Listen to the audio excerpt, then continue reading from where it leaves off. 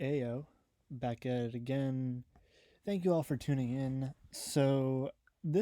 I've been doing a lot of political commentary on YouTube, my thoughts on different political situations, conflicts throughout the world, and I've been really wanting to make it a series.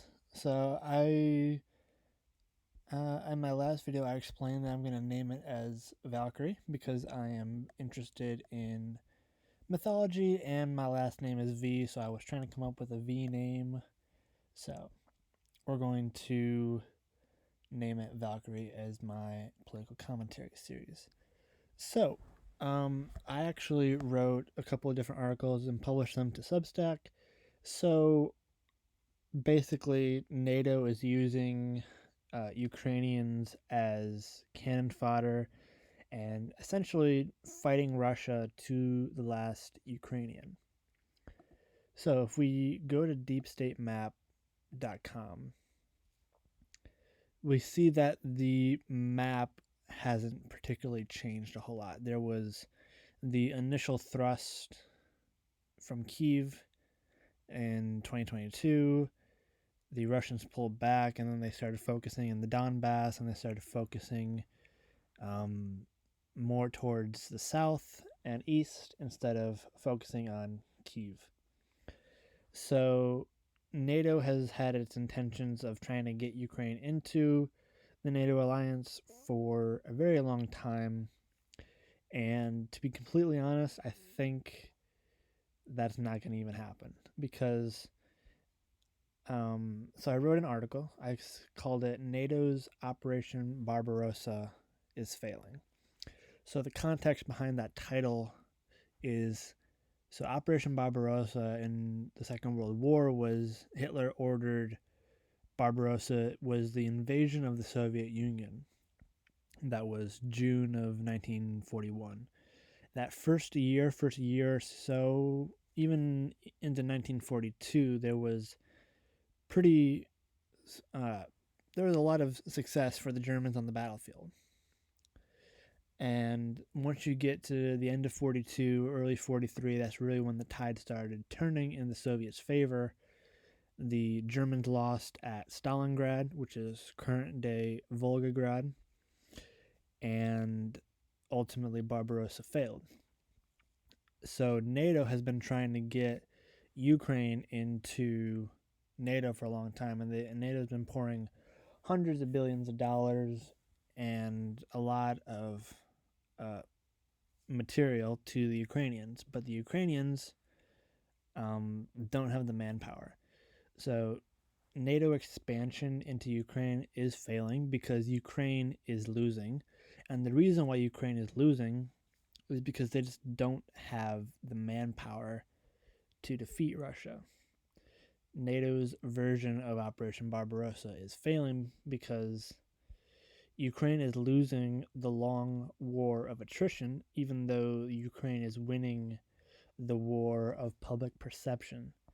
So that really ties into the fact that the West is using Ukrainians as cannon fodder, and they're fighting Russia to the very last Ukrainian.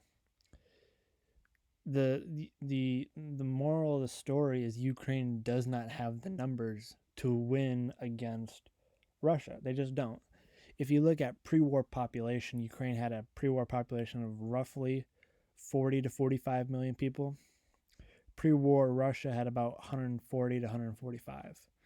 So just by numbers alone, Ukraine never had the numbers to fight Russia. And right now, Russia is winning the war of attrition because Russia can replace the losses that they are taking, but Ukraine is unable to replace those losses because Ukraine just simply does not have the numbers. Ukraine can't win, and it is not winning currently because the West is going to continue using Ukrainians as cannon fodder.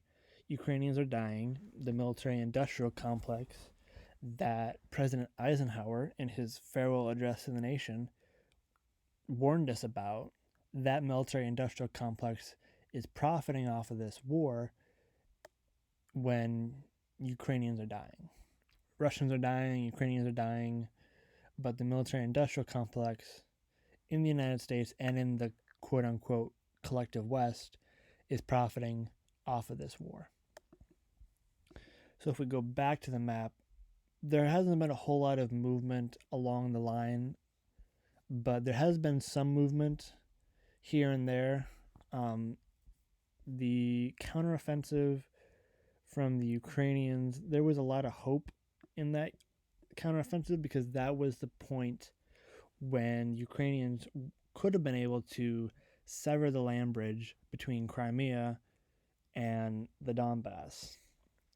There was hope because the Ukrainians and much of the West knew that Ukraine can't win a war of attrition, so they were trying to make it a war of movement, a war of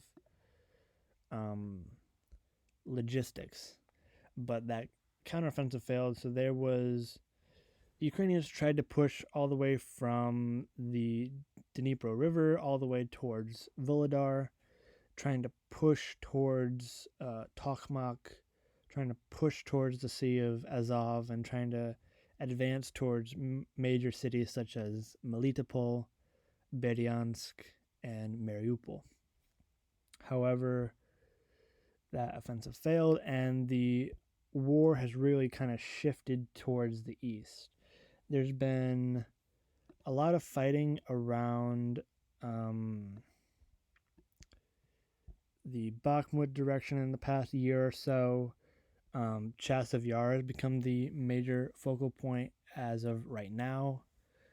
Avdiivka was a major focal point in the past couple months. The city had fallen to the Russians because the Ukrainians were just outnumbered, outgunned, and they just didn't have the material and the personnel to hold on to Avdiivka. So there's been a lot of gains for the Russians in that direction, in the Avdiivka direction.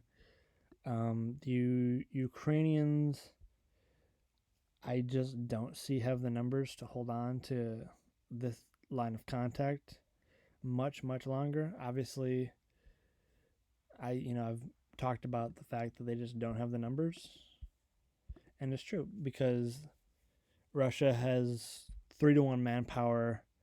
The entire Russian industrial base is outproducing the collective West and outproducing NATO countries and producing the artillery shells that is needed to win the war. But Ukraine was the object of NATO's desires, and they really wanted Ukraine. They were trying to pull off this, version of Barbarossa. Trying to take control of Ukraine, not by NATO troops actually conquering Ukraine, but by pouring in the material to help Ukraine win. And NATO's version of Barbarossa is failing because right now the West is using Ukraine as cannon fodder to try and, weaken Russia, and that's not even remotely the case because, Russian forces are on the move and Ukrainians just aren't winning the war because they don't have the numbers. They're winning the war of public perception, but they're not winning the war of attrition. In a long war of attrition, that favors the Russians. That does not favor the Ukrainians. So that's my commentary on the current situation going on in the war between Russia and Ukraine. If you are from the Russian perspective, it's not a war, it's a special military operation, but that's the situation on the ground. Basically, NATO is using Ukrainians as cannon fodder because NATO really wants Ukraine under the NATO alliance. But that doesn't seem like that's going to ever happen. So that's my commentary on the situation. Time of recording is, today's date is May 6th, 2024. And we'll see how the war plays out within the next couple weeks, months, and beyond. So Thank you all for tuning in. This will be available on YouTube. I'll also use the audio and publish it to podcast format as well. So thank you all for tuning in, and I will see you all in the next one. Deuces.